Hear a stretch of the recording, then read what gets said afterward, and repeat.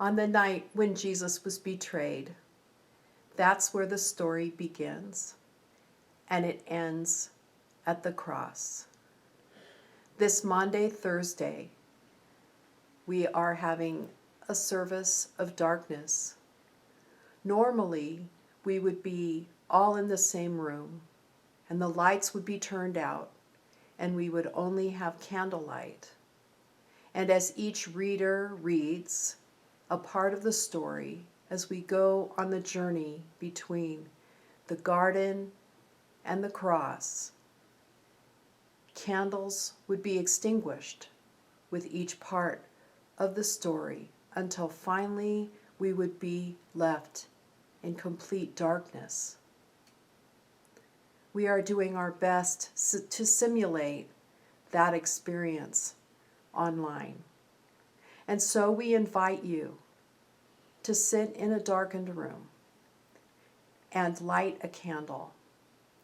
And with the last candle being extinguished, blow your candle out and sit in darkness and contemplate the words you have heard.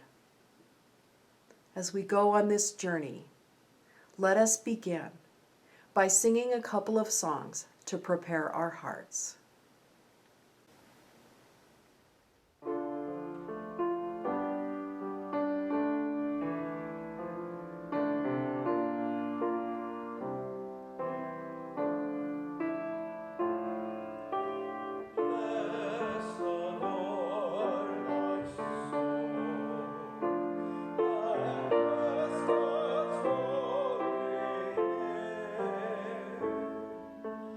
Bless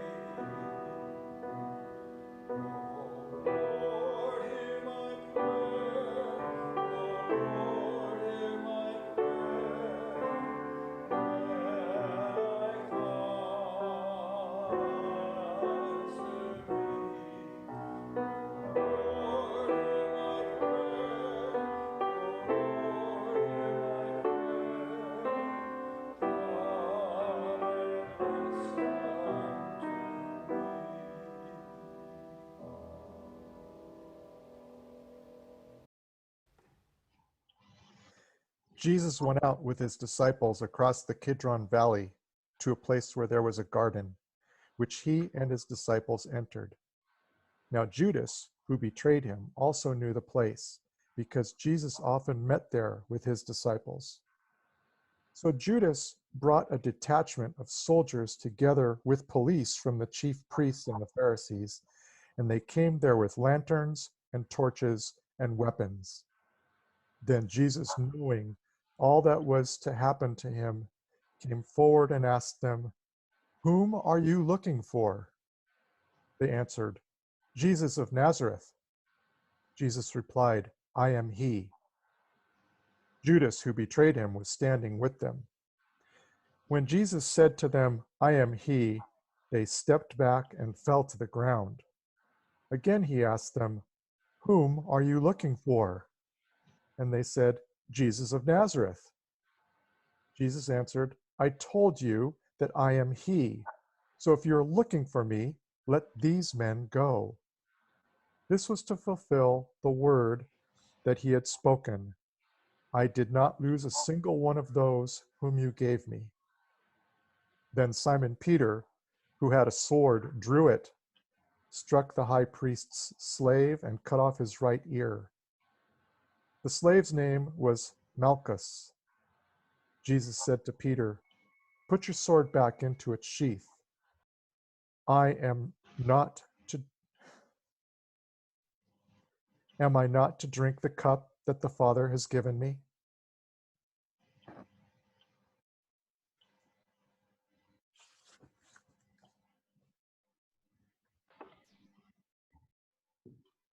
So the soldiers, their officer, and the Jewish police arrested Jesus and bound him. First they took him to Annas, who was the father-in-law of Caiaphas, the high priest that year. Caiaphas was the one who had advised the Jews that it was better to have one person die for the people.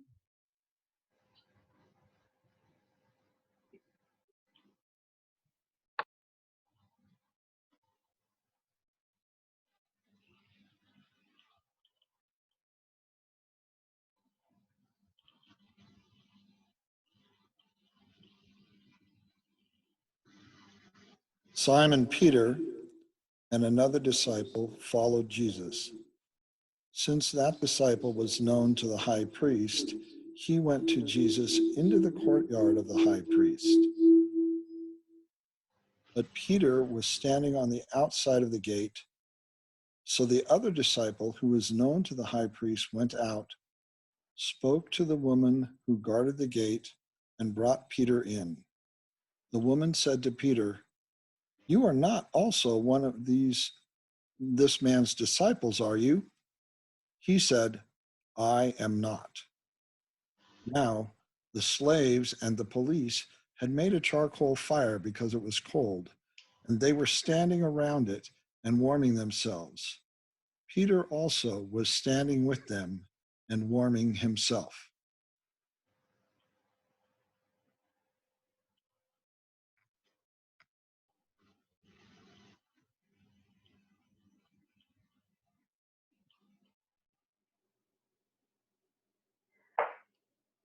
The high priest then questioned Jesus about his disciples and his teaching. Jesus answered him, "I have spoken openly to the world. I have always taught in synagogues and in the temple, where all Jews come together. I have said nothing in secret. What do you ask me? Ask those who have heard me what I said to them. They know what I said." When he had said this, one of the officers standing by struck Jesus with his hand, saying, "Is this how you answer the high priest?" Jesus answered him, "If what I said is wrong, bear witness about the wrong. But if what I said is right, why do you strike me?" Annas then sent him bound to Caiaphas, the high priest.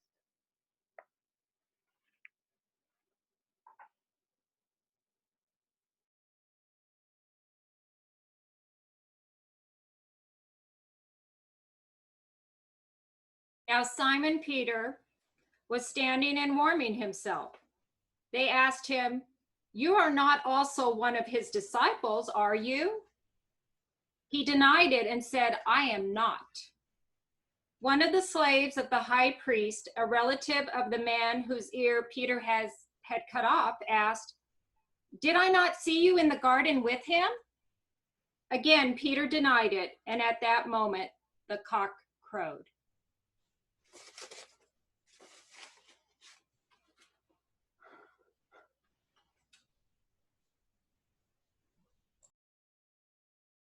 Then they took Jesus from Caiaphas to Pilate's headquarters.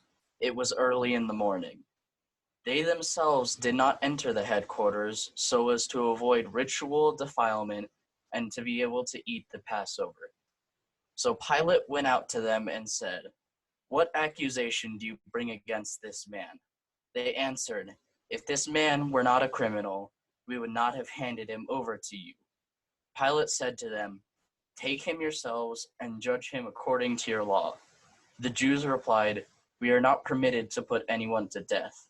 This was to fulfill what Jesus had said when he indicated the kind of death he was to die.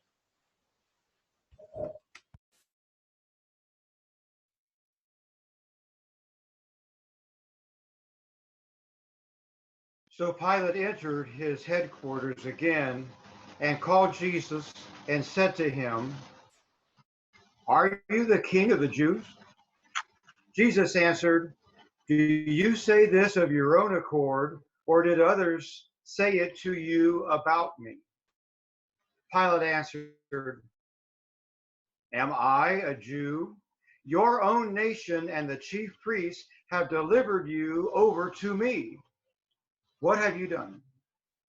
Jesus answered, "My kingdom is not of this world. If my kingdom were of this world, my servants would have been fighting that I might not be delivered over to the Jews. But my kingdom is not of this world." Then Pilate said to him, "So you are a king?" Jesus answered, "You say that I am a king. For this purpose I was born, and for this purpose I have come into the world, to bear witness to the truth. Everyone who is of the truth listens to my voice." Pilate said to him, "What is truth?"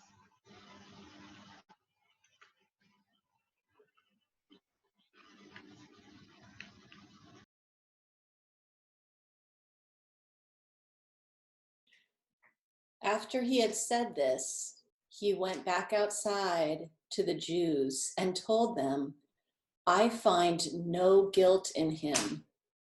But you have a custom that I should release one man for you at the Passover. So do you want me to release to you the King of the Jews?" They cried out again, "Not this man, but Barabbas." Now Barabbas was a robber.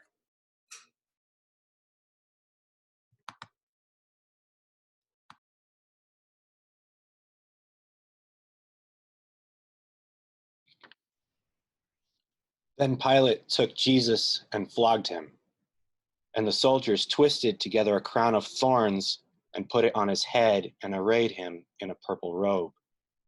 They came up to him saying, "Hail, King of the Jews!" and struck him with their hands. Pilate went out again and said to them, "See, I am bringing him out to you that you may know that I find no guilt in him." So Jesus came out wearing the crown of thorns and the purple robe. Pilate said to them, "Behold the man." When the chief priests and the officers saw him, they cried out, "Crucify him! Crucify him!" Pilate said to them, "Take him yourselves and crucify him, for I find no guilt in him." The Jews answered him, "We have a law, and according to the law he ought to die, because he made himself the Son of God." When Pilate heard this statement, he was even more afraid. He entered his headquarters again and said to Jesus, "Where are you from?" But Jesus gave him no answer. So Pilate said to him, "You will not speak to me? Do you not know that I have authority to release you and authority to crucify you?" Jesus answered him, "You would have no authority over me at all unless it had been given to you from above. Therefore, he who delivered me over to you has the greater sin."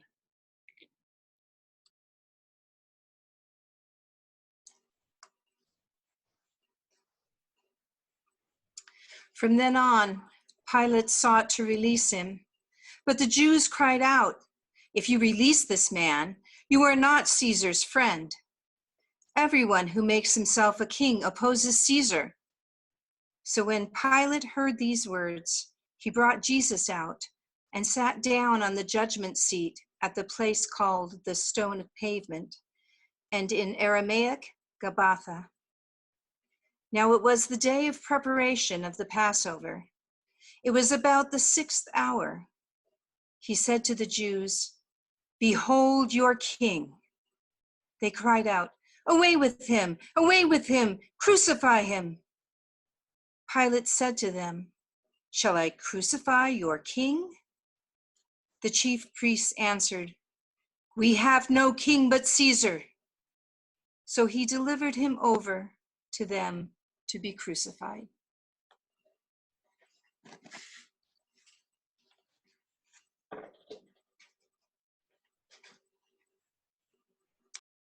So they took Jesus, and he went out, bearing his own cross, to the place called the place of a skull, which in Aramaic is called Golgotha.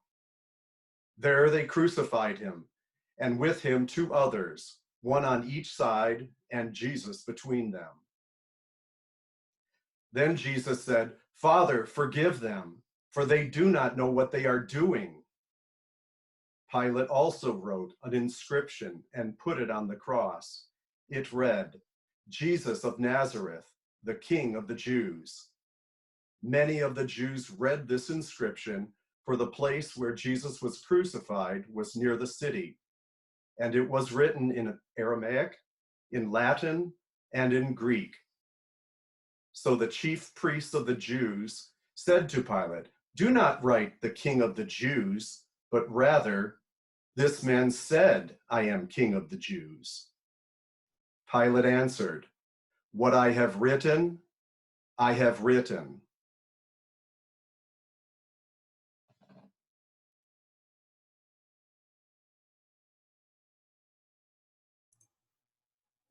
When the soldiers had crucified Jesus, they took his clothes and divided them into 4 parts, one for each soldier. They also took his tunic. Now the tunic was seamless, woven in one piece from the top. So they said to one another, "Let us not tear it, but cast lots for it to see who will get it." This was to fulfill what the scripture says. "They divided my clothes among themselves, and for my clothing they cast lots." And that is what the soldiers did.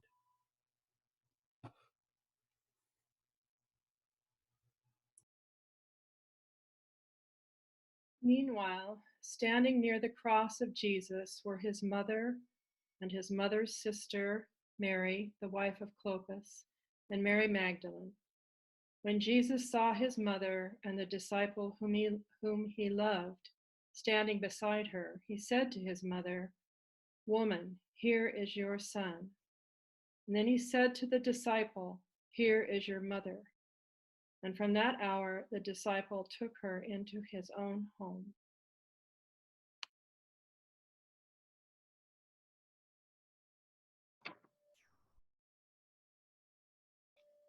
When it was noon, darkness came over the whole land until 3 in the afternoon.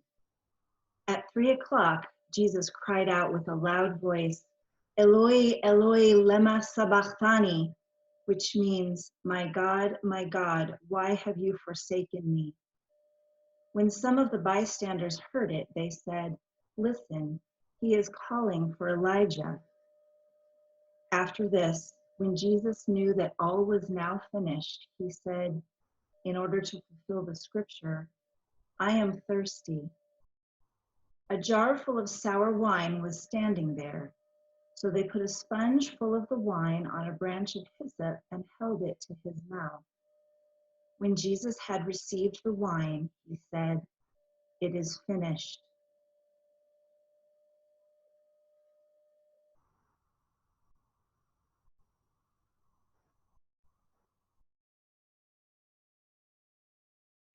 Then Jesus, crying with a loud voice, said, "Father, into your hands I commend my spirit." Having said this, he breathed his last. At that moment, the curtains of the temple were torn in two from top to bottom. The earth shook, and the rocks were split.